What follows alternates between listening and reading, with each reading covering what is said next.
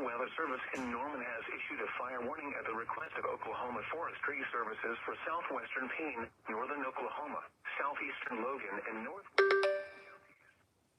At 5:41 p.m. Central Daylight Time, two very large and dangerous wildfires were located 3 miles west of Meridian and 7 miles east of Meridian, moving rapidly northeast at 3 to 5 miles an hour. Areas impacted: Meridian and Langston. Additional information: smoke and fire will present a threat to life and property on area roadways. Be prepared to evacuate quickly if requested and follow all safety instructions from local emergency management officials. Do not drive into smoke. Firefighters and incident responders should anticipate extreme fire behavior, including a wind-driven and torching fire.